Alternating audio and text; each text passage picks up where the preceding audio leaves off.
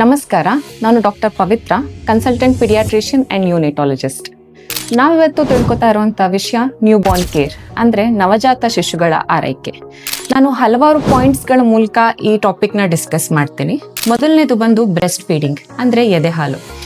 ಎದೆಹಾಲು ಹುಟ್ಟಿದ ಎಲ್ಲ ಮಕ್ಕಳಿಗೂ ಕೂಡ 6 ತಿಂಗಳ ತನಕ ಎಕ್ಸ್ಕ್ಲೂಸಿವ್ ಆಗಿ ಫೀಡ್ ಮಾಡಬೇಕಾಗತ್ತೆ. ಅಂದರೆ ಎದೆಹಾಲು ಅಲ್ಲದೆ ಬೇರೆ ಏನೂ ಕೂಡ ಮಗುಗೆ ಕೊಡೋ ಹಾಗಿಲ್ಲ. ಎದೆಹಾಲನ್ನ ಪ್ರತಿ 2 ಗಂಟೆಗೆ ಒಂದ್ಸತಿ ಫೀಡ್ ಮಾಡಬೇಕಾಗತ್ತೆ.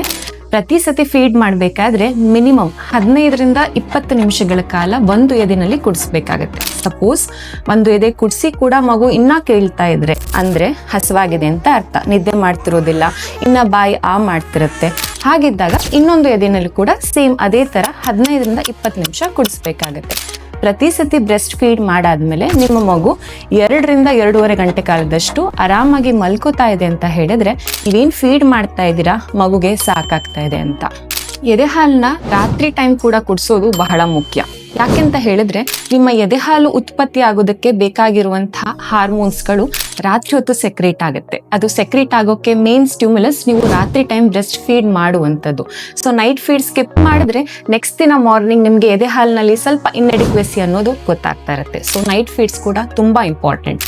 ಹಾಗಿದ್ರೆ ಎದೆಹಾಲು ವೃದ್ಧಿ ಆಗೋದಕ್ಕೆ ಬೇರೆ ಏನಾದರೂ ಇದೆಯಾ?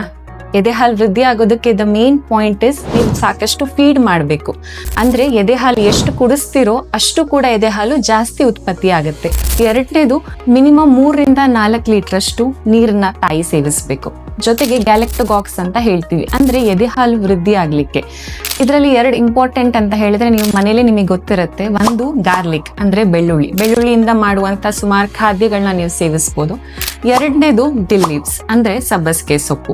ಇವೆರಡು ಕೂಡ ಎದೆಹಾಲು ಜಾಸ್ತಿ ಉತ್ಪತ್ತಿ ಆಗೋಕ್ಕೆ ಉತ್ತೇಜನಕಾರಿ ಆಗಿರುತ್ತೆ. ಈ 6 ತಿಂಗಳುಗಳಲ್ಲಿ ನೀವು ಯಾವುದೇ ರೀತಿಯಾದಂತಹ ಗ್ರೈಪ್ ವಾಟರ್ ಇರ್ಬೋದು, ಜೇನುತುಪ್ಪ ಇರ್ಬೋದು, ಬಾಟಲಲ್ಲಿ ಫೀಡ್ ಮಾಡಿಸೋದಿರ್ಬೋದು, ಇವೆಲ್ಲ ಯಾವುದು ಕೂಡ ಮಾಡೋ ಹಾಗಿಲ್ಲ. 6 ತಿಂಗಳ ಕಾಲ ತಾಯಿ ಎದೆಹಾಲು ಮಾತ್ರ, ಜೊತೆಗೆ ನಿಮ್ಮ ಪೀಡಿಯಾಟ್ರಿಷಿಯನ್ ಪ್ರಿಸ್ಕ್ರೈಬ್ ಮಾಡಿರುವಂಥ ಸಿರಪ್ಸ್ಗಳು.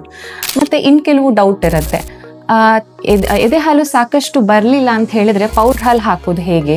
ಹೌದು, ನೀವು ನಿಮ್ಮ ಕನ್ಸಲ್ಟೆಂಟ್ ಪಿಡಿಯಾಟ್ರಿಷಿಯನ್ನ ಕನ್ಸಲ್ಟ್ ಮಾಡಿಕೊಂಡು ಅವ್ರು ಯಾವುದು ನಿಮಗೆ ಫಾರ್ಮುಲಾ ಮಿಲ್ಕ್ ಪ್ರಿಸ್ಕ್ರೈಬ್ ಮಾಡ್ತಾರೋ ಅದನ್ನು ಎಷ್ಟು ಸತಿ ಹೇಳ್ತಾರೋ ಅಷ್ಟು ಸತಿ ಫೀಡ್ ಎಕ್ಸ್ಟ್ರಾ ಟಾಪ್ ಅಪ್ ಥರ ಮಾಡಬೇಕಾಗತ್ತೆ.